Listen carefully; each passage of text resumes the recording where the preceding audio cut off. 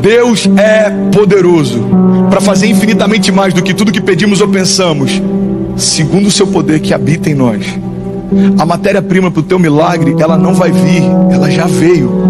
Deus não vai te dar, Deus já te deu. É por isso, irmão, que quem não sabe quem é, está cansado buscando conquistar aquilo que na cruz Deus já te deu. Irmão, o evangelho não é sobre conquista, o evangelho é sobre herança. Tem muita gente tentando conquistar, tentando fazer, tentando se tornar aquilo que na cruz Jesus já conquistou, Ele já te tornou, Ele já te deu. Por isso que o sentido da vida é para dentro. Deus já colocou, irmão, só está adormecido. Você precisa deixar Ele trazer isso para fora.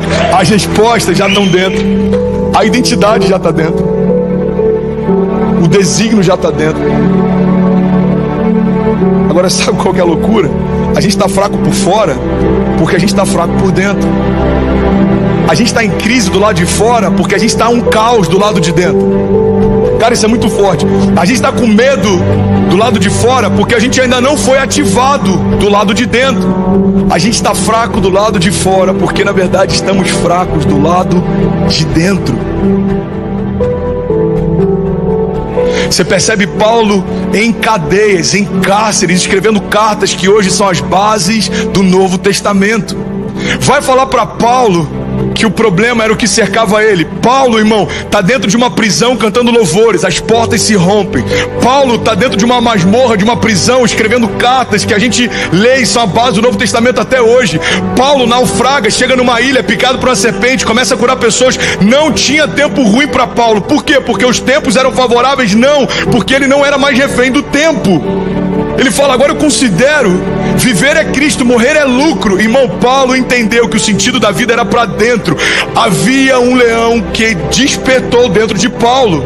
Então não importa o que diziam sobre ele, o que pensavam sobre ele, o que faziam contra ele. Eu sei quem eu sou, eu sei o que eu posso, e eu vou até no final, porque Deus disse que faria. A gente olha para fora o tempo inteiro, mas vamos ser sinceros, a gente quase nunca olha para dentro. Irmão, a minha geração está em crise porque investe mais em academias do que já investiu em toda a sua história em autoconhecimento.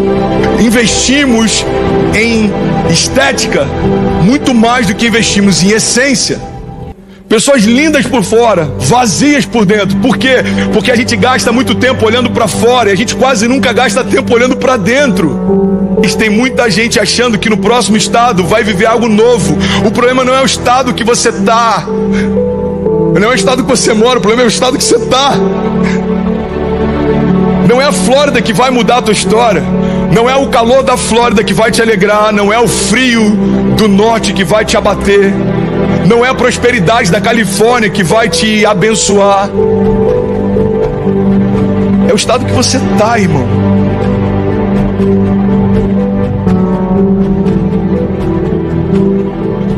A gente vê bilionários que tiram a própria vida porque se tornaram milionários. O problema dele não era a fortuna, o problema dele era a pobreza. Ele era tão pobre que ele só tinha o dinheiro. É por isso que é possível um compositor não ouvir ou um pintor não enxergar, porque ele acessou o mundo interior. Ele só está trazendo para fora aquilo que ele já acessou dentro. Pai, coloca para fora a vida que o Senhor já depositou dentro. Existe um leão dentro de nós, irmão. Nós somos quem Ele diz que nós somos. Existe um leão dentro de nós. O problema é que tem muita gente miando quando já deveria estar rugindo, irmão. Para de miar, porque ninguém que se compadece de você pode mudar a tua história. Começa a rugir, porque aquele que já mudou a história só está esperando o teu primeiro passo de fé. Eu não sei se já te disseram, mas crescer dói. Os sociólogos têm chamado a nossa geração de geração Peter Pan. Uma geração que vive na terra do nunca e que está o tempo inteiro buscando conforto. Uma geração que quer ser poupada dos processos, que quer ser poupada das dores do processo. O problema é que quando eu sou poupado da dor do processo, eu estou sendo afastado também da oportunidade do crescimento. Irmão, se você tem sentido dor, se alegra. Existe algo sendo gerado em você. Existe um crescimento sendo gerado em você. Existe uma força que brota em meio à minha dor. Tem muita gente desistindo, irmão, dos processos porque se esqueceu do propósito. O que a gente aprende com isso é que às vezes a gente consegue vencer a dor no início da jornada, mas o que vai mudar a nossa história é se a gente conseguir vencer a dor no meio do caminho. A dor não é um problema, o problema é viver algo vazio. A dor é um ótimo servo, ela serve você para que você seja cauteloso, mas ela é um péssimo mestre, porque ela vai definir quais são os seus limites e até onde você pode ir. Vamos ser sinceros, irmão, olha para mim, quantas coisas você teria deixado de viver se você tivesse parado quando algo começou a doer. Que é muito melhor a dor do crescimento do que a dor da atrofia. Irmão, eu prefiro doer, sentir dor porque estou crescendo, do que sentir dor porque parei de crescer. Você está comigo? Se a dor é quem começa a me liderar, eu só vou fazer aquilo que não dói, e aí eu não acesso a maturidade, porque eu preferi ficar numa zona de conforto. Vai doer o processo? Vai, então eu não quero. Vai doer o processo? Não, então eu não quero. O problema é que quando eu aborto o processo, eu aborto o milagre. Quando eu aborto o processo, eu aborto a promessa. A questão é se você vai deixar a dor parar você ou não. O que me sustenta no dia mau é uma visão e uma palavra. Visionários são homens que desenvolveram a capacidade de passear no tempo. Então eles foram no futuro, viram coisas e voltaram para o presente para contar o que viram. Todo visionário consegue ver além do seu tempo. Todo visionário tem uma visão que vai além das suas circunstâncias. Todo visionário consegue ver além da sua dor. Porque tinha dor na construção da arca, mas existia uma visão que fazia com que Noé não parasse. Tinha dor durante a jornada de Pedro, em meio a cativeiros e prisões, mas existia uma visão que fazia com que ele suportasse a sua dor. Você está num trabalho que você não faz o que você gostaria de fazer, você não está descansando como você gostaria de descansar, mas quando você lembra da sua família, você continua fazendo o que tem que ser feito. Porque a visão da sua família e do propósito pelo qual você faz o que faz é o que sustenta você no meio do processo. Irmão, se eu me esquecer da visão que Deus me deu para fazer o que eu faço, no primeiro combate, no primeiro conflito, eu paro de fazer o que eu estou fazendo. Eu entendo que o meu problema não é sentir dor no meio da jornada. O meu problema é gastar a única vida que eu tenho para não construir nada que vai falar comigo na eternidade. Você foi criado para criar algo eterno. E é por isso que se você gastar toda a sua vida com coisas que só terminam em você, você pode ter sucesso segundo os critérios dos homens, mas você vai se sentir vazio dentro de si. Por que tem gente que alcança o sucesso profissional e ainda assim se sente vazio? Porque não existe nada pior do que um sucesso completamente vazio de propósito. Então a gente tem que entender que se a minha natureza é criada para a eternidade, a única coisa que preenche ela são frutos que eles vão ser gerados para a eternidade. Você foi gerado para a eternidade. Você deve conhecer centenas de pessoas que tiveram sucesso aos olhos dos homens, mas ainda assim são vazios de Deus. Porque não tem nada pior do que um sucesso sem propósito. A gente precisa entender que a vergonha de ontem vai se transformar no milagre de hoje. Então uma vergonha familiar pode transformar você num canal de cura para famílias. Uma vergonha financeira, uma quebra, uma falência pode transformar você num canal de vida para ministrar sobre provisão. É que em todo o processo da nossa jornada de fé vai existir dor, mas existe uma força que brota dessa dor. Você está comigo? Diga amém. Deus dá uma direção para Noé e ele fala: filho, prepara uma arca. Quando Deus pede para Noé fazer isso, não existia chuva ainda. Então Deus está dando uma direção para que Noé faça algo que não faz sentido, num tempo que não faz sentido. Você está comigo? Você pegou? Então Noé começa a construir o que Deus falou. Noé começa a construir uma arca. E ele passa 1 década, 2 décadas, 3 décadas. Noé está lá, confiante na única palavra que ele recebeu. Ele está construindo a arca. Até que chega um tempo em que a chuva começa a cair. E Deus fala: olha, agora você vai para dentro da arca, fecha as janelas, fecha todas as portas de acesso, para que ninguém entre. Irmão, do lado de fora da arca estavam todos aqueles que caçoavam de Noé, enquanto ele construía a sua base de proteção. Irmão, Noé parecia estúpido, até que as primeiras gotas de chuva caíram. Pega essa chave. Não dá para começar a construir a arca depois que as primeiras gotas de chuva começaram a cair. Tem muita gente parando no meio do caminho porque Deus já te disse o que fazer, mas você só quer fazer quando a crise chegar. Tem Tem muita gente parando no meio do caminho, porque quando as gotas começam a cair, fala: é verdade, a crise está vindo, eu preciso construir uma arca. Deixa eu te falar, irmão, não dá mais tempo. Toda palavra que Deus te deu, Ele está antecipando uma crise que ainda está por vir. A gente olha para um problema, para um gigante, para uma muralha, para uma tempestade e fala: Deus, me livra desse problema. Deus está dizendo para alguns de nós: eu permiti que esse problema chegasse até você, para que a partir desse momento você vivesse um novo nível. E o problema é que às vezes a gente está olhando para fora, esquecendo que as maiores tempestades estão acontecendo dentro. Irmão, nenhum barco afunda pela quantidade de água ao seu redor, porque todos eles navegam em meio ao oceano. Mas todo barco que afundou é porque em algum momento deixaram a água entrar. Você está comigo? Diga amém. Essas crises têm muito mais a ver com como você está do que como as coisas estão. Às vezes a gente está angustiado, achando que a nossa crise é o final da nossa história, quando na verdade o poder do Evangelho não se revela só quando um problema vem, mas é como a gente reage a partir desse problema. O problema não é de quem está liberando lixo, o problema é de quem está levando isso para dentro de casa. O problema não são as más notícias no jornal, o problema é se os jornais são o meu devocional. O problema não é se a mídia está querendo espalhar terror sobre a população. O problema é se eu não carrego uma palavra de esperança. Irmão, todo lugar que não foi preenchido por Deus vai ser preenchido por alguém. Então, se eu não estou sendo preenchido de palavras de esperança, de fé, de vida, a primeira má notícia vai encontrar espaço dentro de mim. Fé não é a certeza de ondas calmas. Fé é a certeza de que mesmo que elas me afundem, Deus sempre me traz à tona de novo. E de novo, e de novo, e de novo. E esse é o poder do testemunho, porque em algum momento alguém vai afundar do teu lado e você vai falar: ei, irmão, fique em paz, eu já tive onde você está. Sabe qual que é o poder do Evangelho? Não é a gente apontar o erro do outro, mas a gente liberar o destino sobre o outro. Eu sei o que você está passando, mas eu quero trazer você para aquilo que eu estou vivendo. Irmão, Evangelho nada mais é do que impulso.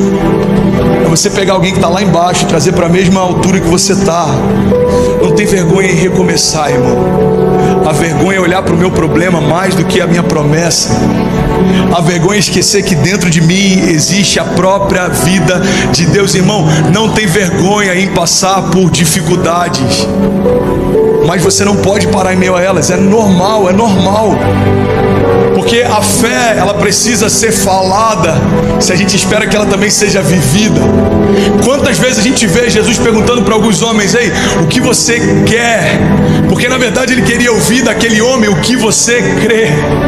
O que você quer? O que queres que eu te faça? Jesus, eu quero voltar a enxergar. Então seja feito conforme a sua fé. O que você quer? Jesus, eu quero poder ser livre dessa lepra e voltar para minha família. Então seja feito conforme a sua fé. A questão não é se Jesus tem proporcionado encontros. A questão é se a gente está dizendo para Ele o que a gente precisa quando esse encontro acontece. Deus é poderoso para fazer infinitamente mais do que tudo aquilo que pedimos ou pensamos, segundo o seu poder que em nós atua. Ele sempre faz mais do que esperamos. A verdade é que o Evangelho não tem a ver com diminuirmos as nossas expectativas. O Evangelho tem a ver com nós aumentarmos a nossa fé. A gente está o tempo inteiro tentando ressignificar o que Deus pode fazer, quando na verdade Deus quer elevar a nossa expectativa naquilo que Ele vai fazer. Às vezes a gente está se eximindo da nossa responsabilidade, acreditando que alguém pode fazer por mim aquilo que só eu posso fazer. O que eu quero te lembrar é que talvez hoje o que você entende como sendo um problema que vai te parar, eu declaro o nome de Jesus, irmão, pode ser um milagre que vai te mover. Depende de como você encara a sua tempestade. Tem muita gente achando que a coragem começa quando o medo termina. Mas a coragem só existe porque o medo existe. Quando esse gigante sair, eu avanço. Quando a tempestade cessar, eu começo. Quando a crise parar, eu vou empreender. Quando na verdade a coragem não é uma resposta de Deus quando o problema acaba. Coragem é uma porção de algo que não é seu, mas que faz com que você persevere independente do que você está sentindo por dentro. Em tempos de crise é necessário coragem. Em tempos de paz, André, também. Coragem para não se acomodar quando deveria estar avançando. Coragem para dar passos de fé mesmo quando está tudo bem. Irmão, o Evangelho não é uma resposta só para dias maus. O Evangelho é um único caminho pelo qual a gente continua de pé. Então você tem que ter coragem até de deixar para trás coisas que foram boas por um tempo, mas não são mais de Deus para você. Então às vezes a gente tem coragem para começar, mas não tem coragem para se desprender e recomeçar. Porque às vezes temos coragem para dar os primeiros passos, mas quando chega a primeira luta, a gente prefere recuar. Irmão, viver o novo não tem a ver só com sair do velho, mas tem a ver com continuar caminhando enquanto nada acontece. Faz sentido? Enquanto nada acontece, enquanto parece que coisas não estão se movendo, enquanto parece que portas não estão se abrindo, é exatamente nesse lugar que a gente precisa de ainda mais coragem. Coragem não é só para quem está em crise. Coragem é necessária para qualquer pessoa em qualquer estação. Quem sabe o que carrega não tem dúvidas em relação ao futuro que o aguarda. Você está comigo? Diga amém. Coragem tem a ver com a gente se lançar. E às vezes a gente acha que dar passos em direção ao desconhecido significa que você está dando passos incertos. É que quando caminhamos com Deus, por mais que a nova estação seja desconhecida, ela nunca vai ser incerta. Existe uma diferença entre o que é desconhecido e incerto. O desconhecido é porque eu não conheço, não significa que Deus não saiba. Agora o que é incerto, irmão, é que pode dar certo ou não. Tem muita gente caminhando com Deus, acreditando que Deus propõe estações incertas. Assim, são muitos de nós que preferem a segurança do conhecido do que o extraordinário desconhecido em Deus. A coragem não começa quando o problema termina. A coragem só existe porque os problemas existem. A coragem só existe porque os gigantes existem. Então não dá para experimentarmos uma porção sobrenatural de Deus se ainda não estamos cheios de Deus. Às vezes o que nos falta não é coragem, às vezes o que nos falta é o próprio Deus, irmão, se movendo dentro de nós, a consciência da presença, a consciência de que eu carrego dentro de mim o mesmo poder que ressuscitou Jesus Cristo dos mortos. Olha que interessante, se um herdeiro não sabe que tem uma herança, ele vai morrer sem acessar a herança que estava disponível para ele. Não tem a ver só com o que eu carrego, mas tem a ver com a consciência que eu tenho a respeito daquilo que eu carrego. O poder da consciência dá acesso a realidades que já são suas, mas enquanto você não sabe que tem, você vive como se não tivesse. A coragem precisa partir desse pressuposto, consciência. Eu preciso trazer à minha memória que eu carrego dentro de mim o mesmo Espírito que ressuscitou Jesus Cristo dos mortos. Quando eu lembro que o poder que habita em mim ressuscitou Jesus, não dá para ter tanto medo em relação ao futuro. Porque se nem a própria morte, que é o limite final da criação, foi capaz de parar esse poder que em nós atua, não é uma crise financeira e migratória ou familiar que vai parar você.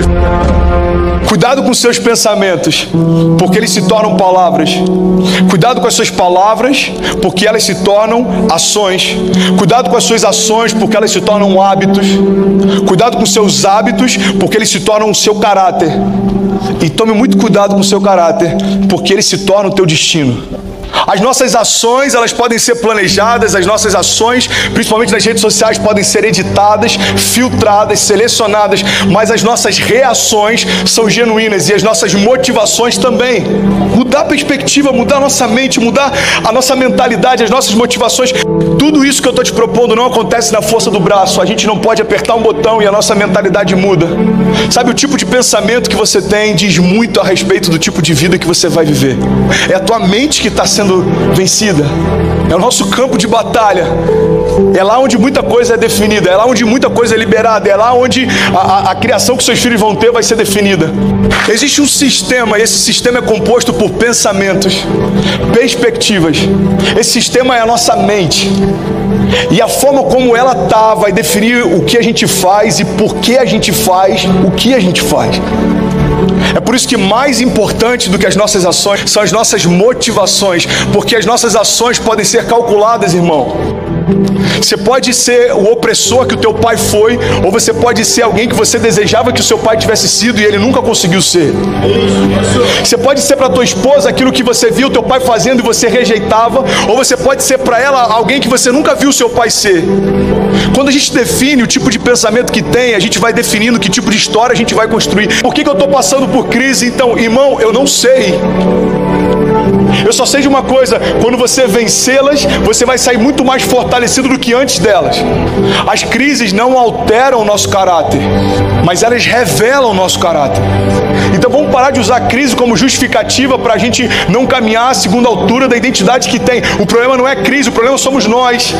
Não é a gente fingir que não tem nada acontecendo. A fé não é a gente fingir que aquilo não está acontecendo. A fé é a gente não dar para o problema um lugar de governo sobre a nossa história. Você não vai ignorar uma realidade. Agora o que você não vai fazer é dar para essa realidade um papel de governo na tua história. É reconhecer o que existia e declarar o que vai existir. Todo mundo achava Noé estúpido, até que choveu.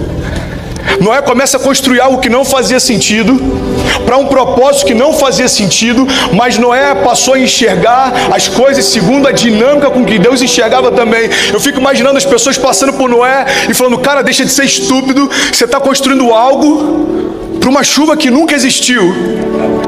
Todo mundo que me conhece diz que meu casamento já era, mas a minha fé diz que eu vou viver os melhores dias da minha vida com a mulher que Deus me deu. As nossas batalhas, elas são quase sempre ganhas na mente. Agora, a Bíblia já fala disso há séculos atrás. Está lá em Provérbios 23:7. Assim como você vê e assim como você pensa na sua alma, assim você é. Alguém que está em crise, ele consegue pela imaginação já se imaginar falido. Por que alguém tira a própria vida? Porque na sua imaginação, ele já imagina que o futuro é pior do que ele desistir de viver. Alguém que está em crise no casamento, ele já se imagina solteiro. E aí quando ele vai perceber, se divorciar já não é algo que assusta tanto, porque na mente dele já é uma realidade faz tempo. A grande questão é que quando a gente não blinda a nossa mente, aquilo começa a tomar espaço, até que aquilo que incomodava no início não incomoda mais. E quando a gente menos percebe, aquilo já se tornou uma realidade. Por quê? Porque um dia você deixou que uma semente entrasse e agora ela já frutificou, irmão.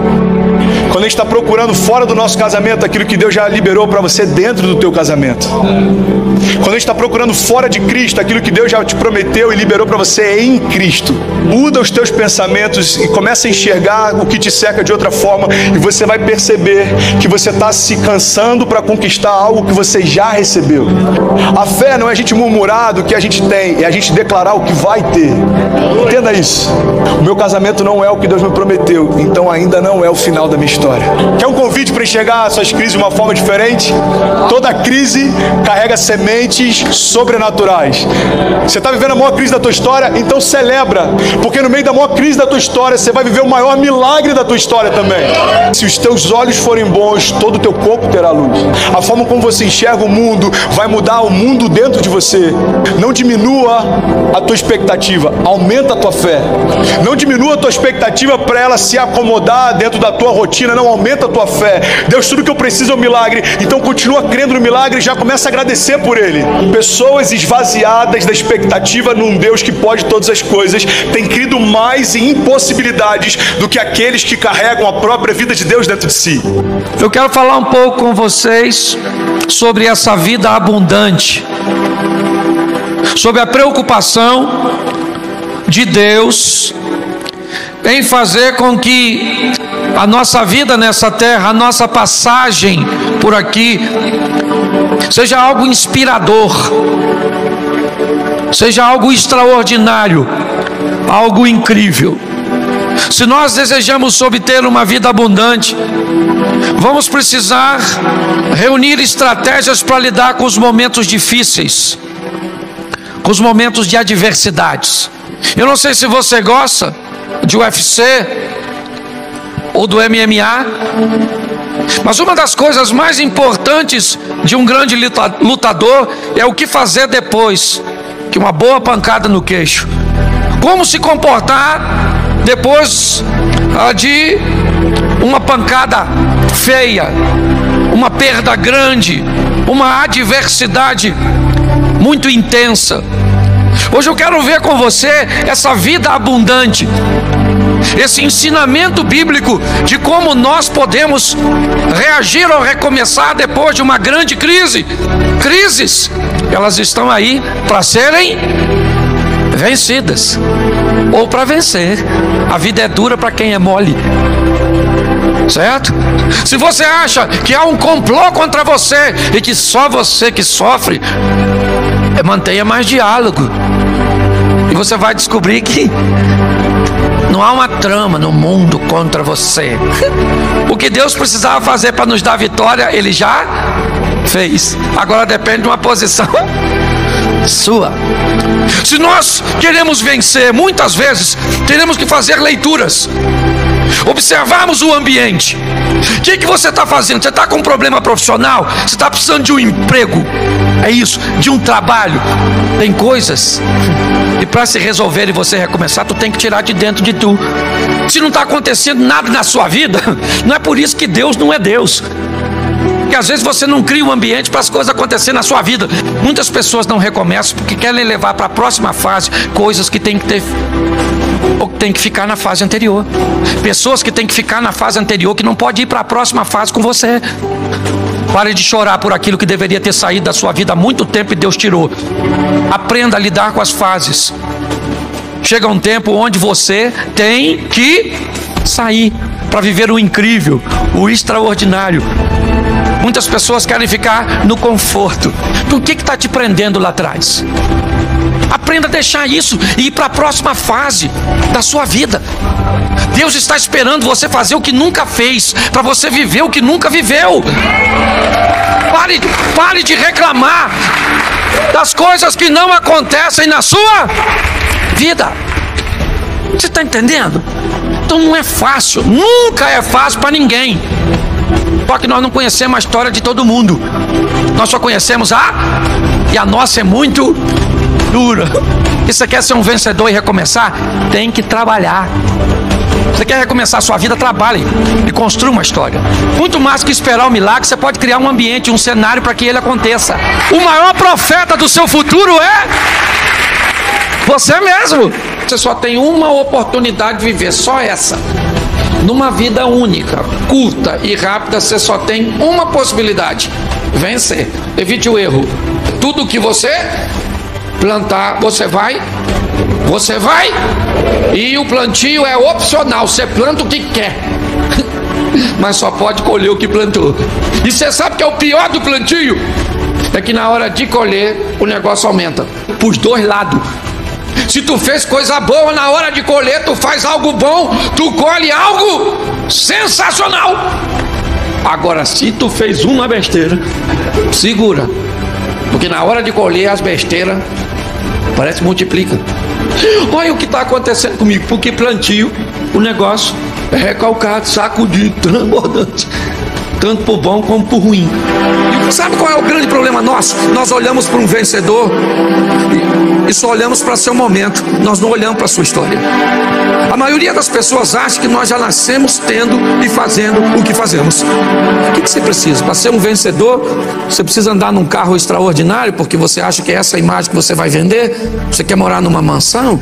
Morar numa mansão é fácil, difícil é torná-la uma casa em lar. O que você é bom em fazer? É isso que pode mudar a sua vida. Se é relevante ou não perante a sociedade, perante as pessoas ou não, você veio com um dom para fazer o quê? Desempenhe. E à medida que você vai desempenhando, você vai mudando de nível. E a melhor maneira de ser o melhor no que você faz é não querer ser melhor que o outro, é querer apenas ser melhor do que você mesmo amanhã. E é assim que funciona. Vamos sair daqui para viver o incrível, o extraordinário, o sensacional. Um dos grandes argumentos das pessoas que não vencem é a ausência de recursos. Pessoas olham para o que tem, olham para a sua situação, para a sua realidade e olham para seu ideal. E quando elas fazem essa perspectiva, elas descobrem que o distanciamento é tão grande, que o nível de recurso que elas têm à sua disposição no momento é inviável para para que elas se tornem vencedoras. Pare de esperar o momento adequado. O momento oportuno é agora. É já. O dia mais importante da sua vida qual é? Hoje. O momento mais importante é agora. Porque muitas pessoas passam por essa vida sem saber quem são, porque a identidade está altamente atrelada à missão. Quem não descobre o que veio fazer corre o risco de não descobrir nunca quem é, ter crises de identidade. Nós precisamos entender que se conseguimos estabelecer um estilo de vida onde nós vamos agir pela visão, acreditando que apesar de todas as adversidades, de todos os problemas e de todos os obstáculos que estarão ao nosso redor, e não se iluda, eles estarão lá. Não existe facilidade para ninguém. Se os nossos olhos forem maus, nós vamos levar a nossa vida, os nossos negócios, a nossa família para um ambiente tenebroso. Se nós aprendermos a enxergar as coisas por visão, que subjuguem a visão física e natural, nós vamos conseguir levar a nossa vida para um outro patamar. Alguns resolvem viver numa escuridão total, abrindo mão de tudo, vivendo uma vida extremamente limitante, não enxergando basicamente nada. E se você está satisfeito indo além, não prive a pessoa e não force-a a sair de onde está para viver o que você está vivendo. Se você deseja viver o incrível, sensacional, o extraordinário, também tem para você, e isso não é pecado. Vai viver o incrível, o sensacional, ampliando a sua visão e não a sua vista. Melhora a sua visão e você vai ver que as coisas vão começar a acontecer na sua vida. O que a vista pode fazer em determinados ambientes e momentos da nossa história. Hoje você está desempregado, hoje você está vivendo uma crise, ou se não está vivendo hoje, certamente amanhã você vai viver. Talvez alguns aqui nesse momento, a palavra seja um ambiente de terapia para você, de tratamento, mas talvez seja uma prevenção para que você hoje se abasteça de algo que você vai utilizar amanhã para lidar com o seu momento de adversidade. Está na hora de você amar como nunca amou para ser amado como nunca foi. Está na hora de você cuidar de seus filhos como nunca cuidou, para amanhã eles cuidem de você como você jamais imaginou que eles cuidariam. Está na hora de nós fazermos o extraordinário, sensacional. Saia desse barco, meu filho, porque você vai ter história para contar. A respeito de quem? De você mesmo. Hoje eu vejo muita gente, certo, que na hora de contar suas histórias diz que elas aconteceram onde? Pertinho dele. É o marido da outra que mudou, é o filho da outra que... é o ministério do outro, é o outro que viu, é o outro que sentiu. Para com isso. Vamos viver nossas próprias histórias. Deus está esperando que você faça o que você nunca... É isso que eu quero usar. Ousadia. O problema que você está enfrentando não é problema, ele é a possibilidade que Deus criou para você vencer e se promover, para ir para a próxima vida. É o próximo estilo de vida. Eu queria que você entendesse. Você está em meio a uma adversidade? Tá, é isso o seu problema? É. Você pode tomar posse da palavra de Deus ou arrumar uma chupetinha. É um virulitozinho, chorar. Não vai adiantar nada, o problema fica lá do mesmo jeito. Nós temos que tomar desse que levem as coisas ruins. Se Deus estiver à frente dela, é com ousadia, fazendo o que ninguém faz, que você vai chegar onde ninguém chegou. Não queira o posto dos outros. Tenha coragem de enfrentar seus inimigos, de enfrentar seus obstáculos, ok? Eu preciso encarar a minha realidade para alcançar meu ideal. Se eu não tiver forças, se eu não tiver ousadia para encarar a minha realidade, eu nunca vou para o meu ideal. Qual é a minha realidade financeira hoje? Qual é a minha realidade de saúde hoje? Qual é a minha realidade espiritual hoje? Qual é a minha realidade? O que eu estou enfrentando hoje? Isso é minha realidade. Hoje pessoas, mediante as suas realidades, elas se embotam, elas se comportam de forma ruim. Já que eu não tenho que Querido, vou falar uma coisa para você. O primeiro carro que eu tive na minha vida foi uma Brasíliazinha velha. Eu só quero que você entenda que às vezes vai fazer parte, você vai ter momentos e coisas na sua vida que não são seus ideias, mas são suas, e você precisa trabalhar a sua realidade para alcançar seu ideal. Se nós entendermos isso, é isso que nós precisamos. Gente, Deus não tem um grupinho que olhou e disse assim: gostei de você, você vai prosperar, e você? Você não gostei de você. Não, Ele dá as ferramentas, Ele dá as informações. Então você tem que ver onde você está. É aqui. O que você é? Você é o quê? Você é brasileiro? Você é português? Você é espanhol? O que você é? Você é angolano? De onde é que você veio? Então vamos ser ousados.